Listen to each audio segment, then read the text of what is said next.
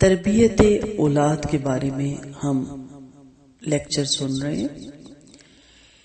اسلام سلامتی والا دین ہے۔ اس کی تعلیمات پر عمل کرنے سے دنیا بھی سنورتی ہے اور آخرت بھی۔ اسلام میں اولاد کی تعلیم و تربیت پر بہت زور دیا گیا۔ جو والدین اپنے بچوں کی اچھی تربیت کرتے ہیں انہیں خیر و شر کی تمیز اور درست سمت کی طرف رہنمائی کرتے ہیں، ان کے بچے دنیا میں بھی والدین کے فرما بردار اور ان کی راحت کا ذریعہ بنتے ہیں، اور آخرت میں بھی والدین کی ترقی درجات کا سبب بنتے ہیں۔ گویا نیک اولاد والدین کے لیے صدقہ جاریہ ہے، جس کا ثواب بعض صورتوں میں قیامت تک والدین کو ملتا رہتا ہے۔ امام غزالی رحمت اللہ علیہ فرماتے ہیں، اپنی کتاب میں بھی لکھتے ہیں کہ جب مومن کو اللہ تعالیٰ اولاد عطا فرماتے ہیں اور وہ ان کو نیکی کے راستے پہ لاتا ہے، تعلیم و تربیت کا خیال رکھتا ہے اور وہ کلمہ گو بنتی ہے، نیک بنتی ہے، تو اولاد کی ہر سانس پر ماں باپ کے نامہ اعمال میں اللہ تعالیٰ کی نیکی لکھی جاتی ہے۔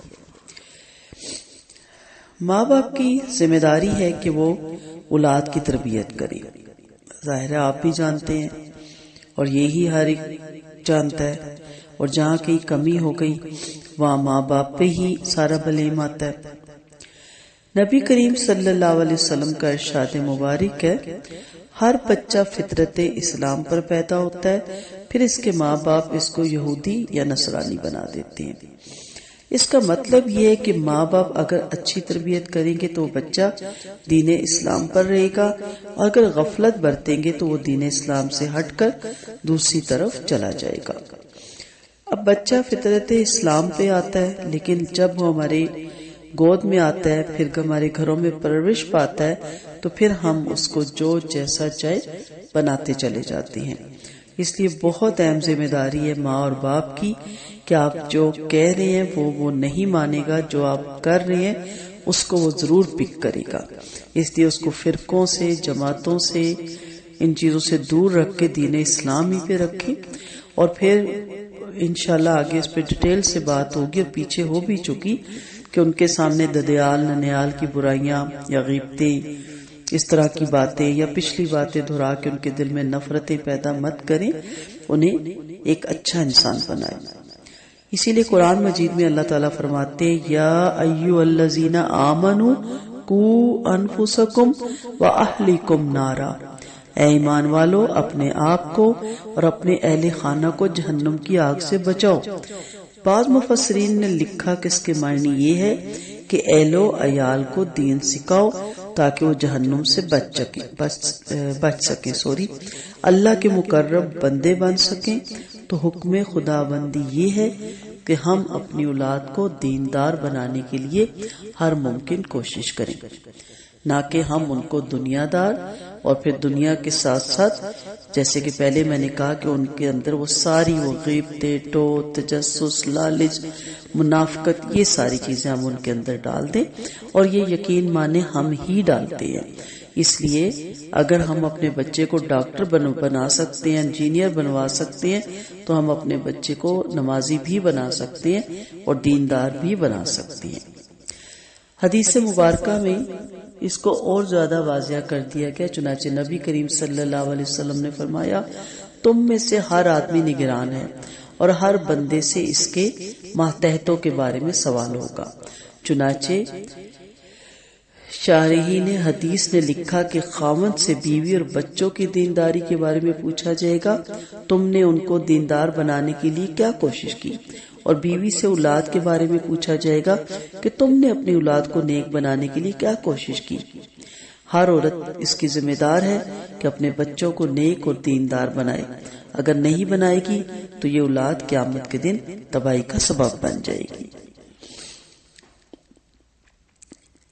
امام غزالی رحمت اللہ علیہ نے اپنی کتاب میں لکھا کہ درخت دو طرح کے ہوتے ہیں، ایک خودرو، جب بچہ پیدا ہوتا ہے تو بے ڈھنگے ہوتے ہیں،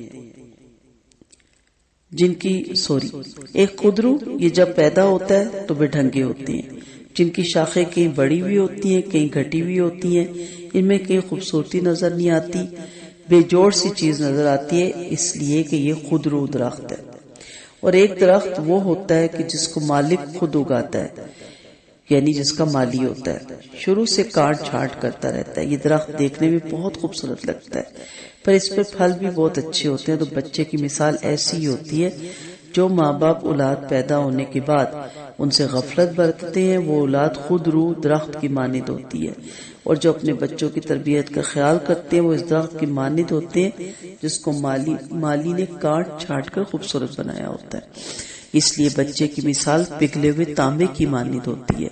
تانبا پگھلا ہوا ہو تو اس کو جس سانچے میں آپ ڈالیں وہی شکل اختیار کر لیتا ہے۔ اس طرح بچہ کچا ہوتا ہے، ماں باپ جس سانچے میں اسے ڈالیں گے وہ بچہ اسی میں ڈھل جاتا ہے۔ بچے کی پوری زندگی میں بچپن کی اس تربیت کا اثر رہتا ہے، اس لیے کہتے ہیں کہ بچپن کی باتیں انسان بچپن میں بھی نہیں بھولتا، اس لیے کہ ان کا گہرا اثر ہوتا ہے۔ بیرون ملک میں جو نوجوان جاتے ہیں ملازمت کے لیے یا پڑھنے کے لیے، تو ان میں سے بعض بہت جلدی غفلت کا شکار ہو جاتے ہیں، الٹے کاموں میں لگ جاتے ہیں، کلبوں میں جانے لگتے ہیں، حرام کھانے لگتے ہیں، حرام کام کرنے لگتے ہیں۔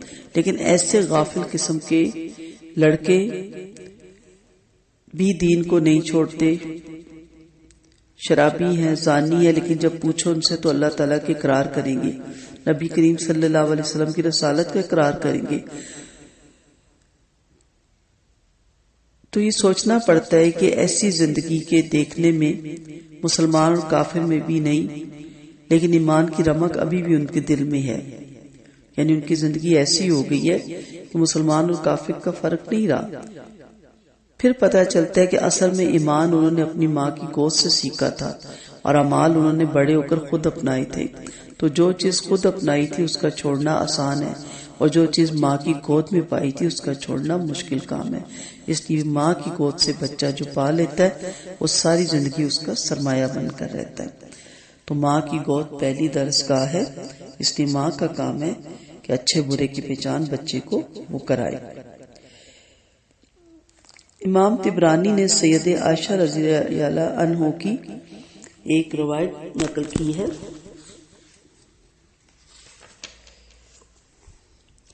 سید عائشہ رضی اللہ عنہ فرماتی ہیں، جو شخص بچے کی پرورش کرتا رہتا ہے یہاں تک کہ وہ لا الہ الا اللہ پڑھنے لگے، تو اللہ تعالیٰ قیامت کے دن اس شخص کا حساب نہیں لے گا۔ سبحان اللہ۔ نبی کریم صلی اللہ علیہ وسلم کا ارشاد ہے، لڑکا ہو یا لڑکی، یہاں تک کہ وہ لا الہ الا اللہ پڑھنے لگے تو اللہ رب العزت اس کا حساب نہیں لیں گے۔ اس حدیث مبارک کو سن کر دل چاہتا ہے کہ ہر بندے کی اولاد نیک ہو۔ ہمارے لیے اس میں بہت بڑی خوشخبری ہے، اس لیے اپنے بچے کو لا الہ الا اللہ کا مفہوم سمجھانا یہ ہماری ذمہ داری ہے۔ جیسے میں نے کہا نا کہ ہم ان کے لیے اچھی ایجوکیشن، اچھا سکول، اچھا ٹیوٹر، ہر چیز ان کی بہترین زندگی کے لیے سلیکٹ کرتے ہیں، تو ان کی دنیا اور آخرت کے لیے بھی ہمیں بہتر سے بہتر طریقے سے ان کے لیے دین کو ان تک پہنچانا ہے، نہ کہ اتنا ہی کہ جتنا سنا سنایا ان تک چلا جائے۔ اولاد کے نیک ہونے کی ایک بنیاد ہوتی ہے جس کو بنیادی اینٹ کہا گیا اولاد کے نیک بننے کی، وہ ہے کہ نیک بیوی کا اصول، نیک بیوی کو تلاش کرنا یا نیک اولاد حاصل کرنے کی بنیادی اینٹ ہے۔ اس میں آپ نیک شوہر بھی رکھ سکتے، جو نیک بیوی ہیں ان کے لیے نیک شوہر تلاش کیجیے۔ اسی لیے حدیث پاک میں نبی کریم صلی اللہ علیہ وسلم نے ارشاد فرمایا کہ لوگ اپنی بیوی کو پسند کرتے ہیں حسن و جمال کی وجہ سے، مال اور منال کی وجہ سے، حسب نسب کی وجہ سے، اور ان کی نیکی کی وجہ سے، تو تم اپنی بیوی کو نیکی کی بنا پر پسند کرو۔ حدیث کے الفاظ میں دینداری بھی آتا ہے، اس لیے کہ جب دیوار کی پہلی اینٹ ٹھیک ہوتی ہے تو وہ سریا تک بھی اونچی چلی جائے گی، تب بھی وہ سیدھی ہی رہے گی، اور پہلی اینٹ ٹیڑھی ہوتی ہے تو دیوار کبھی سیدھی نہیں بنتی، دیوار ٹیڑھی ہی ہوتی ہے۔ آج کل کے نوجوان لڑکیاں لڑکے فقط شکل اور صورت کو دیکھ کر شادیاں کرتے ہیں۔ ماں باپ سمجھاتے بھی ہیں کہ آپ کے لیے مناسب نہیں، لیکن ایسا بہت سوار ہوتا ہے کہ سر سے اوپر بات رہ جاتی ہے۔ اور کیا کہتے ہیں شادی یہی کرنی ہے۔ جو بچی دین سے واقف نہیں، دین پڑھی ہوئی نہیں، یہ کل کو جب ماں بنے گی تو اپنی اولاد کو کیا تربیت دے گی؟ اس لیے نیک اولاد حاصل کرنے کا بنیادی نقطہ نیک بیوی بھی ہے اور نیک شوہر بھی ہے۔ عورت کا اس لیے بہت کہا جاتا ہے کہ ماں کی گود پہلی تربیت گاہ ہوتی ہے۔ ابن عسکر نے حضرت عائشہ صدیقہ رضی اللہ عنہا سے روایت کی کہ نبی کریم صلی اللہ علیہ وسلم نے فرمایا، تم اپنے نطفے کے لیے اچھی جگہ کا انتخاب کرو۔ نبی کریم صلی اللہ علیہ وسلم نے قریشی عورتوں کی تعریف فرمایا کہ قریش کی عورتیں اولاد پر بہت شفیق ہوتی ہیں اور اپنے خاوند کی خوب دیکھ بھال کرتی ہیں، تو معلوم ہوا کہ شادی کے وقت اس بات کا خیال کرنا چاہیے کہ آنے والے وقت میں اچھی ماں بن سکے گی کہ نہیں۔ حضرت جابر رضی اللہ عنہ نے شادی کی تو نبی کریم صلی اللہ علیہ وسلم کو ملنے کے لیے حاضر ہوئے۔ آپ صلی اللہ علیہ وسلم نے پوچھا کہ جابر، تم نے کس سے شادی کی، کنواری سے یا بیوہ سے یا شادی شدہ عورت سے، یعنی طلاق یافتہ سے؟ انہوں نے کہا کہ میں نے شادی شدہ عورت سے شادی کی۔ فرمایا کہ کنواری سے شادی کیوں نہ کی، وہ تیرے ساتھ کھیلتی تو اس کے ساتھ کھیلتا؟ تو انہوں نے جواب دیا، اے اللہ کے حبیب صلی اللہ علیہ وسلم، میری والدہ کی وفات ہو گئی اور چھوٹی عمر کی میری بہنیں ہیں، اور مجھے اچھا نہ لگا کہ میں بہنوں کی عمر کی بیوی اپنے گھر میں لے آؤں۔ میں ایک پختہ عورت کو لے کر آیا ہوں، میچور عورت کو، جو میری بہنوں کا خیال رکھے گی۔ تو ان کی اس بات پر اللہ کے نبی کریم صلی اللہ علیہ وسلم نے خوشی کا اظہار فرمایا۔ اس لیے جو شخص یہ چاہے کہ اولاد نیک ہو تو پہلا قدم یہ ہے کہ وہ نیک بیوی کو ڈھونڈے، تو اولاد کا نیک بننا آسان ہوگا۔ شوہر جتنی بھی کوشش کرے، جب تک بیوی اس کا ساتھ نہ دے اولاد نیک نہیں بن سکتی۔ خاوند بچوں کو سمجھا کے جاتا ہے کہ یہ کرو، یہ کرو، یہ مت کرو، یہ مت کرو۔ جب 1 گھنٹے کی نصیحت کر کے گھر سے نکلتا ہے تو پیچھے ماں بچوں کو کہہ دیتی ہے کہ تمہارے باپ کا تو دماغ خراب ہے۔ بس یہ ایک فکرہ 1 گھنٹے کے واعظ و نصیحت کو دھو کے رکھ دیتا ہے۔ اولاد کیا نیک بنے گی؟ اس لیے پہلا یونٹ یہ ہے کہ بیوی نیک ہو۔ نیک بیویاں نیک اولاد کا بنیادی سبب ہوتی ہیں۔ آگے تو ہر ایک کا اپنا اپنا نصیب ہوتا ہے، مگر عمومی اصول یہی ہے کہ ماں اگر نیک ہوگی تو اپنی اولاد کو بھی نیکی سکھائے گی۔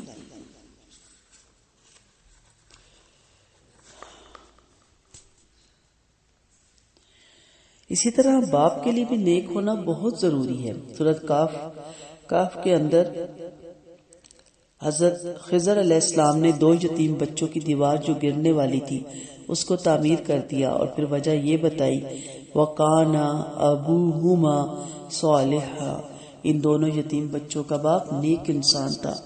تو آپ دیکھیں اللہ تعالیٰ ان یتیم بچوں کا لحاظ اس لیے فرماتے ہیں ان کے باپ نیک تھے، تو نیک ماں باپ کا لحاظ دنیا میں بھی ہے اور آخرت میں بھی ہے۔ وہ کیسے کہ اولاد قیامت کے دن اس حال میں پہنچے گی کہ وہ اپنی طرف سے نیکی کی کوشش کرتی ہوگی مگر ماں باپ کے درجے کو نہیں پہنچ سکے گی، تو اللہ تعالیٰ فرمائیں گے کہ اچھا تم چونکہ فلاں کی اولاد ہو اور تم نے کوشش بھی کی، چلو ہم تمہارا حشر انہی کے ساتھ کریں گے۔ قرآن مجید نے مہر لگا دی، اللہ تعالیٰ ایسی اولادوں کو ماں باپ کے ساتھ ملا دیں گے۔ والذین آمنوا واتبعتهم ذریتهم بایمان الحقنا بهم ذریتهم۔ قرآن میں یہ ضرور آپ پڑھیں گے۔ جب اولاد ہونے کا وقت ہوتا ہے تو ماں کے لیے وہ بہت تکلیف دہ لمحہ ہوتا ہے، جسے بی بی مریم علیہ السلام کا قرآن مجید میں آپ پڑھتے ہیں، وہ فرماتی ہیں یا لیتنی مت قبل ھذا وکنت نسیا منسیا، اے کاش میں اس سے پہلے مر گئی ہوتی۔ تو ماں کے لیے وہ ایسی کیفیت ہوتی ہے۔ علماء نے لکھا کہ جب کسی عورت کو لیبر پین ہو، بچے کی ولادت کا وقت قریب ہو، تو اس وقت میں اس کو ایک تو کلمہ پڑھنا چاہیے، دوسرا یہ دعا مانگنی چاہیے کہ یا اللہ میرے لیے آسانی فرما۔ یہ ایسی مجرب دعا ہے کہ جو بچی اس وقت میں یہ دعا پڑھتی ہے اللہ کی مدد اترتی ہے، اللہ تعالیٰ آسانی کا معاملہ اس کے ساتھ فرما دیتے ہیں۔ اور جب بچے کی ولادت ہوتی ہے تو سب سے پہلی چیز بشارت اور خوشخبری ہے، چنانچہ یہ بشارت دینا اللہ رب العزت کا خلق ہے۔ چنانچہ جب حضرت زکریا علیہ السلام کو اللہ تعالیٰ نے بیٹا دیا تو ایک فرشتے نے آ کر کہا ان اللہ یبشرک بیحییٰ، اللہ تعالیٰ تمہیں یحییٰ کی خوشخبری دیتے ہیں۔ چنانچہ امام طبرانی نے ابن عباس سے روایت کیا، نبی کریم صلی اللہ علیہ وسلم نے ارشاد فرمایا کہ جب کسی کے ہاں بیٹی پیدا ہوتی ہے، ایک فرشتہ آ کر کہتا ہے کمزور جان سے ایک کمزور جان پیدا ہوگی، ماں بھی عورت تھی، کمزور تھی، آگے بیٹی ہوگی، تو یہ فرشتہ آ کر کہتا ہے کہ ایک کمزور جان سے ایک کمزور جان پیدا ہوگی۔ اب جو اس بچے کی پرورش کرے گا اس کے متولی کی قیامت تک اللہ مدد کرے گا۔ تو بیٹی کی پیدائش پر فرشتہ یہ الفاظ کہتا ہے، اور جب کسی کے ہاں بیٹا پیدا ہوتا ہے تو فرشتہ آ کر اس لڑکی کی پیشانی چومتا ہے اور کہتا ہے کہ اللہ نے تجھ کو سلام کہا ہے۔ خود اس حدیث پاک کو پڑھ کر میں بڑی حیران ہوئی۔ تو دیکھیے اللہ رب العزت کی کیا رحمت اور مہربانی ہے کہ اللہ رب العزت اس چھوٹے سے بچے کو سلام بھیج رہا ہے جو دنیا میں آ کر اپنی زندگی کی ابتدا کر رہا ہے۔ اس لیے اگر کسی کے یہاں اولاد ہو تو ہمیں بھی چاہیے کہ ہم اس بچے کے نیک ہونے کی دعا کریں اور بچے کے ماں باپ کو اللہ کا شکر ادا کرنے کی تلقین کریں۔ انشاءاللہ یہ لیکچر ابھی چلیں گے، زندگی رہی تو آگے ہم دیکھیں گے کہ بچے کی پیدائش کے وقت کیا کرنا چاہیے۔ السلام علیکم ورحمۃ اللہ وبرکاتہ۔